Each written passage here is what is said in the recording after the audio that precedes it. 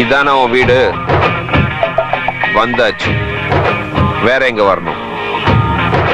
வேற எங்கடா வரணும்? வேற வரத்துக்கு இடமே இல்லப்பா. இதாப்பா எட்டு எப்ப ஒரு பேச்சுக்கு அங்க வாங்கினா உடனே சொன்ன இடத்துக்கு நான் சரி வந்து பீதிய கிளப்பலாம். என்னப்பா நியாயம்?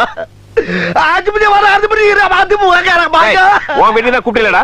வந்துட்டல வேணாப்பா. ஒன்லி பாடி லாங்குவேஜ் தான்ப்பா, உள்ள ஒண்ணு கிடையாதுப்பா.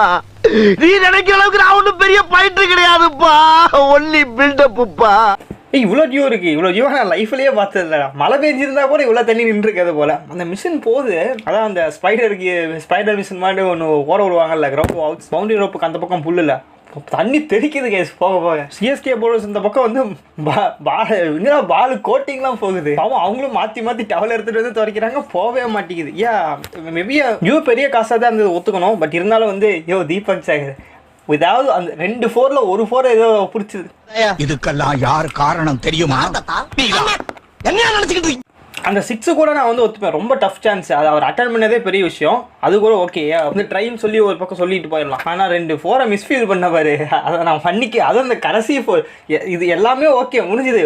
கடைசியில் கரெக்டாக பார்த்தீங்கன்னா வந்து ஸ்டோயினிஸ்க்கு அந்த பக்கம் எதுக்கு டேர்மெண்ட்டில் ஒரு ஆளை வந்து ஃபைனாக வைக்கலாம்னு சொல்லி கரெக்டாக வந்து ஸ்கெட்சு போட்டு இந்த பக்கம் வச்சா, நான் கூட எதிர்பார்க்கல 4 போயிடுச்சுன்னு நினச்சேன். அந்த பக்கம் திடீர்னு வந்து என் ஃபீல்டர் பார்த்ததுக்கப்புறம் தான் பா என்ன ஃபீல் செட் வச்சிருக்காங்க அப்படின்னு நினச்சி சொல்லி வாய முடியல. பாலை காவா விட்டான். மேபி அந்த 2 சேவில் ஒரு சேவை ஏதாவது பண்ணியிருந்தா கூட வந்து ப்ரெஷர் நமக்கு இல்லாமல் அவன் மேலே ப்ரெஷரை தூக்கி போட்டுருக்கலாம். மேபி ஏதோ ஒரு சான்ஸ் கிடைக்கும். இப்போ கூட ஒன்றும் பிரச்சனை இல்லை, இன்னும் 7 ரன் இருக்குது, 4 பால் இருக்குது, ஏதாவது பண்ணி இப்போ ஏதோ பண்ணிடுங்க அப்படின்னு ஏதோ பார்த்தா அதில் நோ பால் போடுறாரு.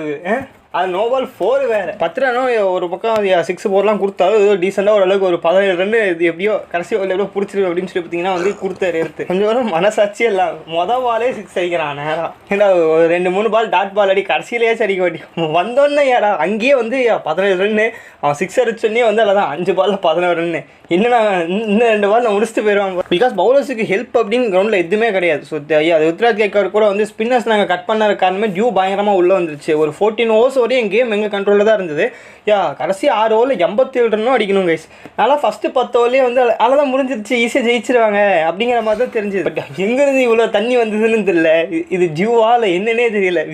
இது எவ்வளோ தண்ணி எங்கேருந்து வந்தது? அங்கே இருக்கிற தண்ணியை ஸ்பாஞ்சு போட்டு உறிஞ்சா ஒரு நாள் சென்னையில் ஒரு ஏரியாவுக்கு தண்ணியே கொடுக்கலாம் போல். பாவம் அந்த பக்கம் ருத்ராஜ் கேக்வாட் சிவம் துபே எப்பா என்ன ஷோவாக இருந்தது. ஒரு பக்கம் ஸ்டோயினிஸ் அடித்தார் அப்படின்னு சொன்னாலும் டியூ இருந்தது, ஒரு பக்கம் வந்து ஹெல்ப்பாக இருந்தது அப்படின்னு நம்ம சொல்லலாம். பாவையா ஃபஸ்ட் இன்னிங்ஸில் கஷ்டப்பட்டு மொத்த டீமும் ஒரு மாதிரி ஆடிட்டு இருக்கும்போது ருத்ராஜ் கேக்வாட் ஆரம்பத்துலேருந்து ஒரு டச்சில் ஆடினவன் அந்த 100க்கு ஒரு வேல்யூ இல்லாமல் போயிடுச்சு. இதில் வேறு வந்து ஃபஸ்ட் இன்னிங்ஸில் என்ன தெரியுமா, ஃபஸ்ட் இன்னிங்ஸில் ஒரு பயங்கரமாக ரெக்கார்டு இருந்தது கைஸ். அவர் 100 போட்டோன்னா ஃபஸ்ட்டு சிஎஸ்கே கேப்டன் ஹிஸ்ட்ரியிலேயே ஃபஸ்ட்டு சிஎஸ்கே கேப்டன் 100 அடித்தான் அப்படின்னு. இப்போ கடைசியில் மேட்ச் முடிஞ்சதுன்னு வந்து பார்த்தா ஃபஸ்ட்டு சிஎஸ்கே பிளேயர் தோற்று போன இன்னிங்ஸில் 100 அடித்த பிளேயர் அப்படிங்கிற மாதிரி மோசமான ஒரு ரெக்கார்டுக்கு உள்ளாக்கிட்டீங்களா. இதுக்கு முன்னாடி ஒரு 100 அடிச்சார், அந்த மேட்ச்லேயும் தோற்றுருக்காங்க சிஎஸ்கே.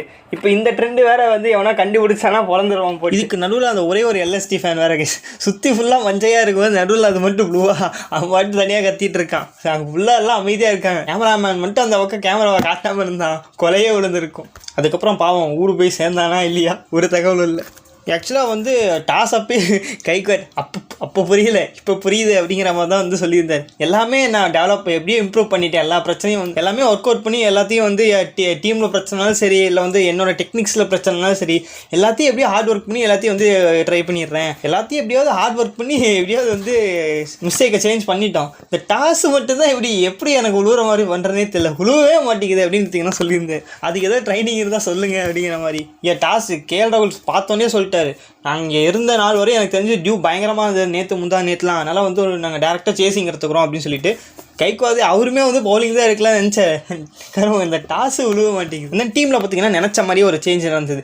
நான் என்ன நினச்சேன்னா லைட்டாக வந்து ரவீந்திரா வந்து ஓப்பனிங் வந்து பிரச்சனையாக இருக்குது. ரவீந்திரா வந்து 1 டவுன்லேயே இது போட்டுட்டு இங்கே ருத்ராஜ் கேக்வாட் ஹானே ஓப்பனிங் பண்ணிடுவாங்க அப்படிங்கிற மாதிரி நினச்சி இவங்க என்ன பண்ணியிருக்காங்க ரச்சின் ரன்ரா தூக்கி பார்த்தீங்கன்னா வந்து இந்த பக்கம் இம்பாக்ட் பிளேயரில் போட்டு டாரன் மிச்சரை தூக்கி நம்பர் 3 போட்டேன். இவனை ஏன்டா கூட்டிகிட்டு வந்தீங்க மறுபடியும் அப்படிங்கிற மாதிரி அது வேறு ஒரு மாதிரி ஷாக் ஆயிடுச்சு. அவனை இறக்குவோமா? என்ன இறக்குங்க? உன்னைய வந்து கொன்னு குளிக்கல வேணா இறக்குறேன். என்ன போட்டு எத்தனை மேட்ச்ல ஒன்னாலும் தோக்குறதுனே? காமெடி படா கொடுங்க. இல்ல இல்ல தம்பி இருப்பா இருப்பா பேட் கொடுக்க மாட்டேன் பாரு, நான் சொல்ல கேளு. நாயகன் மீண்டும் வரான் எட்டுக்கும் இவன் தான். என்ன பாட்டு பாடினாலும் அடிக்க மாட்டேனே. பேட்டை கொண்டாரு. ஒன்ஸ் அப்பான் a time பாட்டு பாடவா? போலண்டா வர. இறங்க இறங்க இறங்க. என்ன இறக்கி விடுற? இவன் ஃபர்ஸ்ட் பாலே அவுட் ஆயிரான். வாங்க. ஃபர்ஸ்ட் பாலே அவுட் ஆயிரான். வா வேஸ்ட். சரி இப்போ 1-1 வந்து அதை அடிக்கிறானான்னு பார்க்கலான்னு பார்த்தா நல்லா தான் ஆடினாரு. நேரமும் என்னன்னு தெரியல. நல்லா வந்து ஷார்ட் பால் அடிக்க ட்ரை பண்ணி தீபா கூட நல்லா இவருக்கு எத்தனை நேரமும் என்னமோ தெரியல அநியாயத்துக்கு அவன் பறந்து பிடிச்சிட்டான். அது வரைக்கும் எல்எஸ்டி வந்து எல்லாத்தையும் ஒரு பவுண்டரி விட்டானுங்க, கேட்ச் விட்டானுங்க. டேரல் மிச்சலுக்கே ஒரு கேட்ச். சரி நான் கூட வந்து இவ்வளோதான் இங்கிருந்து வந்து தலைவர் வந்து ஒரு ஷேன் வாட்சன் மாதிரி ஆயிடுவாருன்னு பார்த்தா கேட்சை கொடுத்துட்டு கிளம்பிட்டார். ஸோ ஒன்ஸ் அகைன் மறுபடியும் பார்த்தீங்கன்னா வந்து இது போக இதுக்கு முன்னாடி ஒரு விஷயம். இதுக்கு முன்னாடி நம்ம ஹானே கதை தெரியாது இல்லை.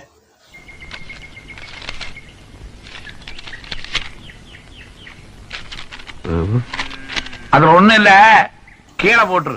மேட் அண்டி லைட்டாக வந்து அந்த இனிஷியல் ஸ்விங் கிடைக்கும் அப்படின்னு பார்த்தீங்கன்னா வந்து சொல்லியிருந்தாங்க. லைட்டாக பால் பார்த்தீங்கன்னா வந்து வெளியே போச்சு. அங்கேருந்து அது எட்ஜ் ஆகி கேஎல் ராகுல் பயங்கரமான ஒரு கேட்ச்சு. ஸோ அந்த இனிஷியல்லே வந்து அந்த விக்கெட் போயிடுச்சு. பட் விக்கெட் போனாலும் வந்து நடக்கிறது தானே. இதில் என்ன இது புதுசாக நடந்தால் பரவாயில்ல. இது ரீசெண்ட் டேஸில் எத்தனை தட்டி அவுட் ஆயிருக்காங்க ஓப்பனிங் பார்ட்னர்ஷிப்ஸ். அதெல்லாம் ஒன்றும் பிரச்சனை இல்லை அப்படின்னு காமாக தான் இருந்தது. அது இந்த சைடில் எல்எஸ்டி பார்த்தீங்கன்னா வந்து அந்த ஃபீல்டிங் வந்து அந்தளவுக்கு பெருசாக இல்லை. ஸோ ஸ்டார்டிங்லேயே பார்த்தீங்கன்னா வந்து நிறைய சொதப்பினாங்க. ஒரு கேட்ச் வேறு டேலன் மிஸ் விட்டாங்க.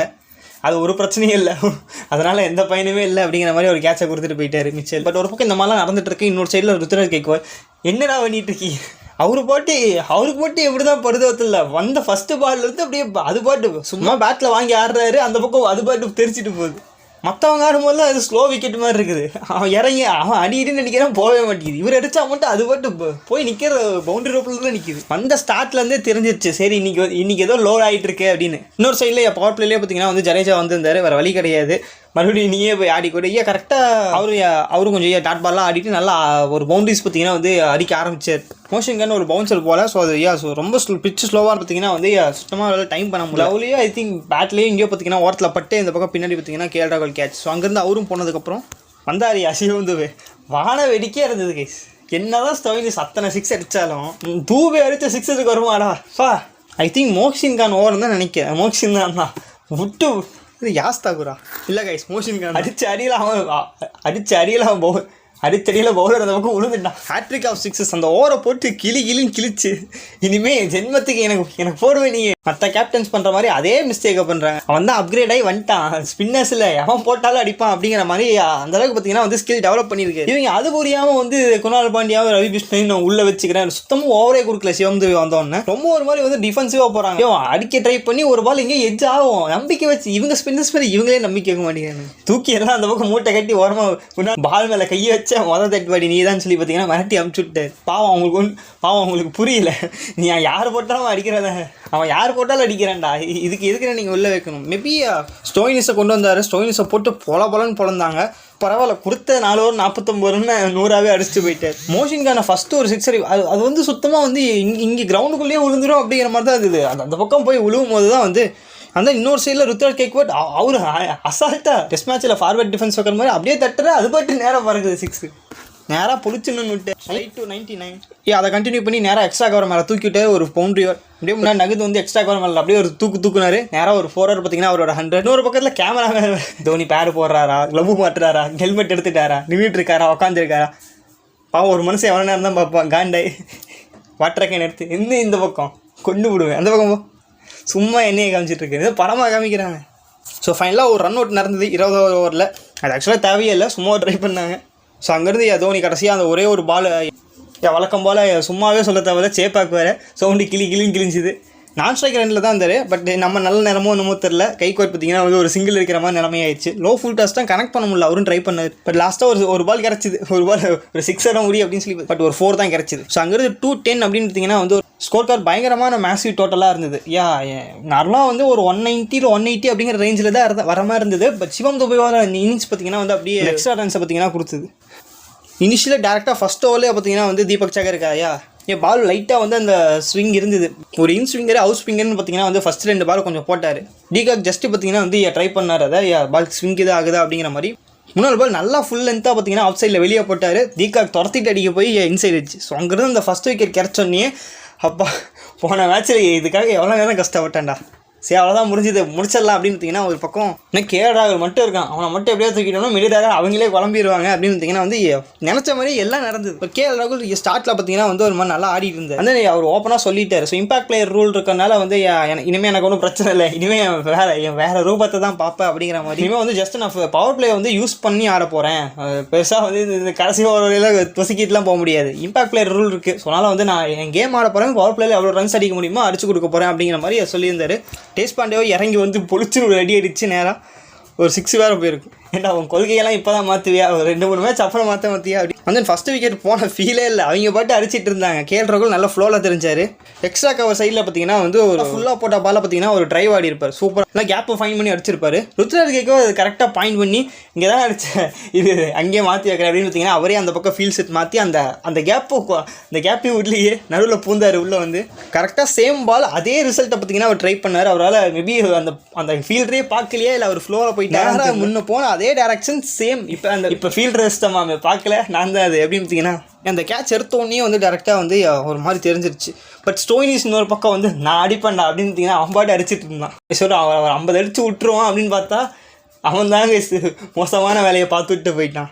அடிக்கல ஒரு பக்கம் வந்து எனக்கு ஒன்றும் சம்மந்தம் இல்லைங்க, நான் சும்மா தான் நிற்கிறேன். அவரும் இதை ட்ரை பண்ணார். ஒன்றுமே ஒரு 19 பால் ஆடி ஒரு 2-3 சிங்கிள் தான் வந்து நல்லா பேட்டில் பட்டுது கைஸ். வந்து இந்த சைடில் பவர் பிளே முடிஞ்சோன்னா டேரெக்டாக மோயின் அலி ஜடேஜா ஸ்பின்னர்ஸை பார்த்தீங்கன்னா வந்து டேரெக்டாக யூஸ் பண்ணியிருந்தாங்க. கண்டினியூ ஓவர்ஸ் கொடுத்துருந்தாங்க. பட் கொஞ்சம் ரன்ஸ் லீக் ஆக ஆரம்பிச்சு, அதை தாண்டி டியூ லைட்டாக உள்ளே வர ஆரம்பிச்சு. ஸோ இங்கேருந்து வந்து பார்ட்னர்ஷிப் வந்து கொஞ்சம் பில்டப் ஆகிற மாதிரி இருக்குது. டக்குன்னு விக்கெட் எடுக்கணும் அப்படிங்கிற அந்த ஐடியாவில் பார்த்தீங்கன்னா வழக்கம் போல் 10 ரன் வந்து 11th ஓவரில் கொண்டு வந்தாங்க.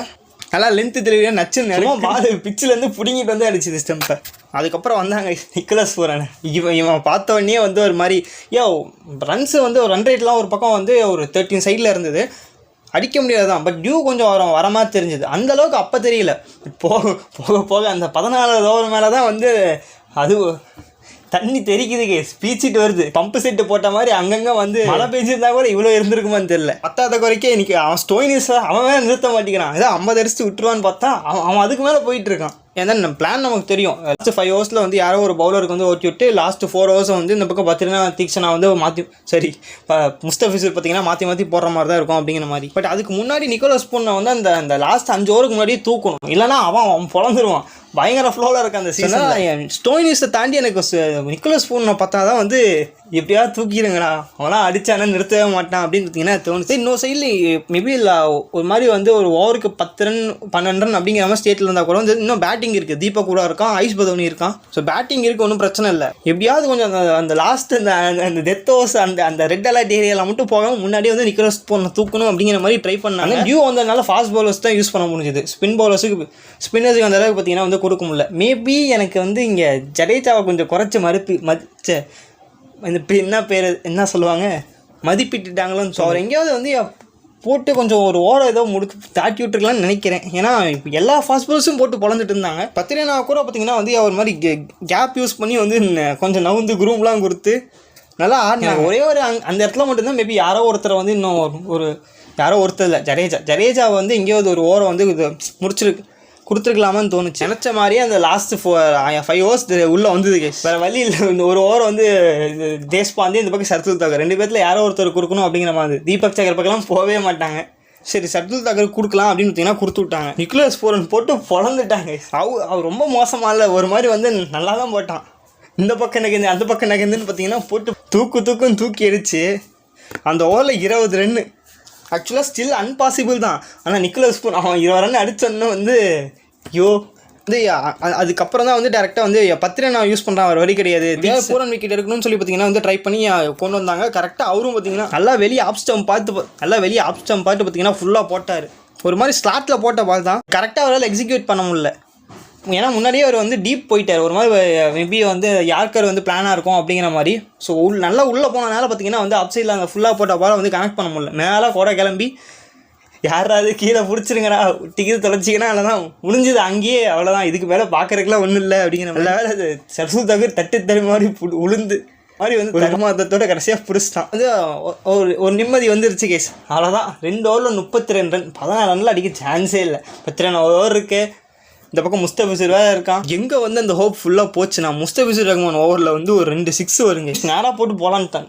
ஓப்பனாக தெரிஞ்சுது அவ்வளோதான், இன்னொரு தடவை நீ வந்தீங்கன்னா உன்னை பொழந்துடுவேன் அப்படிங்கிற மாதிரி. எனக்கு அப்பயே வந்து முஸ்தபிசர் ரஹ்மான் மேலே அந்த கான்ஃபிடன்ஸ் பெருசாக இல்லை. பிகாஸ் பாலும் பார்த்தீங்கன்னா வந்து பால்லாம் மாற்ற ஆரம்பிச்சிட்டாங்க. பால் பேர்ந்து போக ஆரம்பிச்சிருச்சு. டியூ வந்து பால் பேர்ந்து இன்றைக்கி தானே பார்த்தேன். பால் கலரே தெரியல, இன்னும் வெள்ளை கலரில் ஒன்று இருந்தது, அது அப்படிங்கிற பால்லாம் சேஞ்ச் பண்ணாங்க. ஆளுக்கு ஒரு தசையிலேருந்து துண்டோட வந்தாங்க இந்த தொடை அப்படின்னு. பட் அவ்வளோ தொலைச்சும் பார்த்தீங்கன்னா வந்து கரெக்டாக அந்த எக்ஸிக்யூஷன் பண்ண வலிக்கிட்டு போகுது, எங்கே போடுறது. ஸோ எனக்கு டேரெக்டாக அந்த 18 ஓவரில் அந்த 2 6 அடிச்சு அந்த ரன்ஸு கூட இல்லை, ஸ்டோயினிஸ் அவ்வளோ கம்ஃபர்டபுளாக தெரிஞ்சான். 2 6 அடித்தோடனே எனக்கு வந்து இல்லை அடுத்த ஓவரில் அவன் இன்னும் அவுட் ஆகணும், இல்லை வந்து எப்படியாவது ரன்னை கம்மியாக கொடுத்து கடைசியில் கடைசி ஓவரில் வந்து ஒரு 20 ரன் பக்கம் எதோ இருந்தால் தான் அடிக்க முடியும், டிஃபெண்ட் பண்ண முடியும். பத்தாததுக்கு வந்து இந்த பக்கம் பெருசாக டெலிவரிஸும் அந்தளவுக்கு கரெக்டாக எக்ஸிக்யூட் பண்ண முடியல. யாருக்கு போட்டது ஃபுல் டாஸாக போகுது. சரி இப்போ பவுன்ஸ்க்கு இது உள்ளான்னு பார்த்தா அந்தளவுக்கு பவுன்ஸ் ஆகிற மாதிரி தெரில. பார்த்தீங்கன்னா பார்த்து போட்டு கொடுத்துருப்பா. இது வேறு இப்போ பூரான் பார்த்தீங்கன்னா நிக்கலஸ் பூரான் விக்கெட் வேணும் அப்படிங்கிறதுக்காக சர்துல் தகர் ஒரு அடுத்த ஓவரே 10 கொடுத்துட்டாங்க. எப்படி அங்கே முன்னாடியே வந்து பூரன் கீதா அவுட் ஆயிருந்தா கூட முஸ்தபிசர் வச்சு 10 லாஸ்ட் ஓவர் கொடுக்குற மாதிரி பிளான் வந்திருக்கும். எப்படியாவது இப்போ காப்பாற்றி கொடுத்துருப்பா அப்படின்னு கற்றுனா 10 போட்ட மொதல் பாலே 4. 100 அடிச்சு தான் ரொம்ப இதாக கூட ரொம்ப டயர்டாக இருப்பான். எங்கேயாவது தூக்கி கீதை அடிச்சு அவுட் ஆயிடுவான்னு பார்த்தேன். எஜ்ஜு பட்டும் எங்கேயாவது தூக்கி அடிப்பான், இல்லை எஜ்ஜு கீதை படும்னு பார்த்தா அவன் முதல்லேருந்து பேட்டிங் அதை மாதிரி ஆடிட்டு இருக்கான். ஆல்ரெடி 14வது ஓவரில் ஒரு 4 விட்டான் தீபக் சகர். கரெக்டாக இங்கே பார்த்தீங்கன்னா வந்து மேபி அங்கே எஜ்ஜு பட்டு தேர்ட் மேன்லக்கு இது சேஃபாக ஒரு ஃபீல்டு இருக்குன்னு சொல்லி பார்த்தீங்கன்னா ஒரு ஆளை பொறுக்கி கஷ்டப்பட்டு தேடி அந்த பக்கம் வச்சு நாங்கள் கூட ஃபஸ்ட் எஜ்ஜு பட்டு போகும்போது ஆள் இல்லை இன்னும் பொறுப்பு வச்சு அப்படின்னு வருத்தத்தில் இருந்து நல்ல ஒரு ஆள் வச்சிருக்காங்க அப்படின்னு தைரியத்தில் இருந்தா எல்லாம் பண்ணிட்டு கடைசியாக காவா விட்டான். சும்மா அங்கே வந்த கடுப்புக்கு நம்ம காசில் வாங்க டிவிலேயே உடச்சிட்டு அவ்வளோதான். கடைசி எப்படியோ அந்த ஓவரில் ஒரு 5 ரன் ஏதோ ரீசெண்டாக போட்டு கொடுத்து ஒரு டாட் பால் நடுவில் வந்திருக்கும். அந்த டாட் பால் மட்டும் நல்லா ஒரு மாதிரி வந்து ஒரு ஷார்ட் பால் ரேஞ்சிலேயே போட்டார். கடைசி ஓவர் கேஸ் 17 ரன் அடிச்சா வின். 17 ரன் நான் என்ன நினச்சேன், ஃபஸ்ட்டு ஒரு 2 பால் 1 பால் வந்து நம்ம டாட் பால் போட்டோம்னா அவனே ப்ரெஷர் ஆகிடுவான். அடுத்த 4 பாலில் 3 6 3 பவுண்டரிஸ் அடிக்கணும் அப்படிங்கிற மாதிரி. எப்படியாவது 2 பால் கூட ஒரு பால் வந்து நீ டாட் பாலாக போட்டேன்னா அடிக்க தொட முடியாத மாதிரி போட்டிங்கன்னா அவ்வளோதான் முடிஞ்சுது. இது போக இன்னொரு பக்கம் பார்த்தீங்கன்னா தீபக் கூட அவன் வேற வந்து 6 4 அடிச்சு முன்னாடி ஃபார்மில் நின்றுட்டு இருந்தான். எப்படியாவது ஒரு ஃபஸ்ட்டு பால் ஒரு டாட் பால் போட்டின்னா முடிஞ்சுது அப்படின்னு அப்படிங்கிற மாதிரி நினச்சிட்டு உட்காந்துருந்தான்.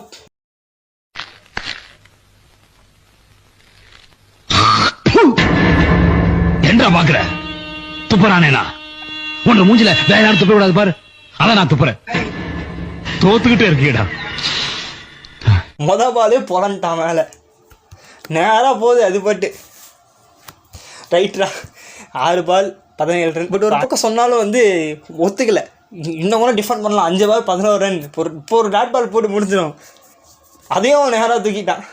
சரி எங்கேயாவது எவனாவது ஓடி வருவான்னு பார்த்தா பால் தாண்டினதுக்கப்புறம் தான் ஒருத்தன் வந்தாடா பாவிகளா கையில் இருந்த மேட்சுடா. எங்கடா எல்லாம் நல்லா போயிட்டுருக்கு திருந்திட்டானுங்கன்னு பார்த்தா இவனுக்கு கேப்டன் மாறினாலும் யார் மாறினாலும் இந்த டெம்ப்ளேட் மாற மாட்டேங்குது சிஎஸ்கே டீம். கடைசி 4 பால் 7 ரன். அப்போ கூட நம்பினேன் ஏதாவது டாட் பால் போட்டிங்கன்னா முடிஞ்சிருந்தா அப்படின்னு. இப்போ பண்ணாமல் முஸ்தபிஸ் இந்த மாதிரி பண்ணும்போது தான் 4 போனது கூட எனக்கு வந்து வருத்தம் இல்லாமல் அடிச்சு ஏதோ எஜ்ஜு போயிடுச்சு அப்படின்னு சொல்லுவேன். அதை நோபாலாக போட்டது தான் வந்து என்னால் வந்து, ஏன்னா அது 4 போகும்போது கூட வந்து நான் வந்து 4 பால் 7 ரன்னா, அப்போ 4 பால்னா 3 பால் 3 ரன் 3 பால் 3 ரன் அப்போ டிஃபெண்ட் பண்ணிடலான்டா ஏதாவது ஹோப் வைங்கடா அப்படின்னு நான் உட்காந்துருந்தா அம்பையர் அங்கேருந்து கை காட்டுறேன் நோ பால். நல்லதுடா நல்லது நேராக விட்டான். அது ஒரு 4 போய் மான்ஸ்டர்ஸ் இன்னிங்ஸ் மான்ஸ்டர்ஸ் அப்படிங்கிற கூட 124 கைஸ். அவங்க தனியாக ஒரே ஒருத்தன் பாவம் அங்கங்கே வந்து ஃபுல் ஸ்டேடியம் க்ளோஸு அமைதியாக நிற்கிது. அங்கங்கே 2-3 பேர் மட்டும் குதிச்சிட்டு இருக்கானுங்க ப்ளூ சொக்கா போட்டுக்கிட்டு. அந்த பக்கம் ருத்ராஜ் கைக்வாட் டஃப்பான பிச்சில் அடித்த 100 ரன்னு காணாமல் போயிடுச்சு. ஈஸியாக வந்து என் மேட்சை தூக்கிட்டு அவங்க பாட்டு 2 மைண்ட் அள்ளிட்டு போயிட்டே இருக்கும் அவங்க பாட்டு. அது கூட பரவாயில்ல. ஒரு கூட்டம் வந்து இப்போ வந்து ஸ்டோயினிஸே நம்பர் 3 போட்டு பிக் பாஸ் லீக்கில் அவர் சூப்பராக ஆடுவார் அந்த ஹோப்பில் தான் வந்து நான் இந்த பக்கம் அவருக்கு நம்பர் 3 கொடுத்தேன், சூப்பராக ஆடிட்டாரு அப்படின்னு வந்து கத்திட்டு இருக்கானுங்க. டேய் அது பிக் பாஸ்டா, இது வேறடா. மேபி போக போக அவங்களுக்கே புரிஞ்சுப்பாங்கன்னு நினைக்கிறேன். ஒரு இன்னிங்ஸை வச்சுட்டு அநியாயத்துக்கு கத்திக்கிட்டு இருக்காங்க கைஸ். ஸ்டோயினிஸ் தான் பெர்ஃபெக்ட் ஃபார் நம்பர் 3 அப்படின்னு. டியூலாம் உள்ளே வந்தது அதை தாண்டி வந்து சரி அவங்களே புரிஞ்சுப்பாங்க நம்ம இதுக்கு. எனக்கு இன்னும் ஒரு விஷயம் தான் எனக்கு புரியல. ஐபிஎல்லுங்கிற பேரில் டெல்லியில் வேறு ஒரு ஆஸ்திரேலியன் பிளேயர் அவன் யாருன்னே எனக்கு தெரியாது. அவங்களுக்கே தெரியுமான்னு தெரியல. அவங்கள புதுசாக வந்து இவனுங்களாம் காசு கொடுத்து வாங்கி ஏன்னா அவனுங்க Indian team player world cup Indian டீமை ரெடி பண்ண சொன்னால் ஆஸ்திரேலியா ரெடி பண்ணி விட்டுட்ருக்காருங்க. இப்போ ஸ்டோயின்ஸ் அவன் பாட்டு அமைதியாக இருந்தான், அவனை வேற ஃபார்ம் பண்ணி விட்டாங்க. இதெல்லாம் ஒரு பக்கம் நடந்துட்டு இருக்கு. இன்னொரு பக்கம் பவுலிங்னா என்னன்னே தெரியாத மாதிரி ஸ்டார்க்குன்னு ஒருத்தன் அவ்வளோ கோடி போட்டு வாங்கி தெரிஞ்சு பண்ணுறானா தெரியாமல் பண்ணுறானே தெரில. வேர்ல்டு கப்பில் விட்டு பாருங்க அவனை சும்மா சில்லுன்னு போவோம். கேகேஎல் ஐபிஎல்ல வந்துட்டு கரண் சர்மா அடிக்கிற அளவுக்குலாம் வந்து போட்டுட்ருக்கான். இந்த கண்டிஷன் இப்படியா இல்லை வேணும்னே ஒரு பிளான் போட்டு வந்து அடிக்கிறாங்களான்னு தெரில. இன்னொரு பக்கம் பேட் கமிஸ் அவனை பார்த்தாலே வந்து அவன் அப்படி பண்ணுறானா இல்லை அவனை வச்சு மீம் போட்டு இவனுங்க நமக்கு வந்து அவன் மேலே வெறி ஏற்றி விட்டுறானாங்கன்னு தெரில. அவங்களாம் வந்ததான் மேக் சைலன்ஸ் முடியல இவங்கெல்லாம் பண்ணுறதை பார்த்தா. சரி பார்ப்போம், பாப்பை அப்புறம். ஏன் எவ்வளவு அடிச்சாலும் சொர்ணலமா நிக்கிறீங்க? தம்பி போங்க தம்பி, ஊருக்குள்ள போய் காட்டு பாருங்க. நாங்க அடி வாங்காத ஏரியாவே கிடையாது. எவ்வளவு அடி வாங்கினாலும் சத்தமே வராது, ஓடுனது கிடையாது. நீ என்னமோ 2 அடி அடிச்சுட்டு பெருசா பீத்துற. ஹலோ நேத்து அடிக்க வர நீங்க வரவே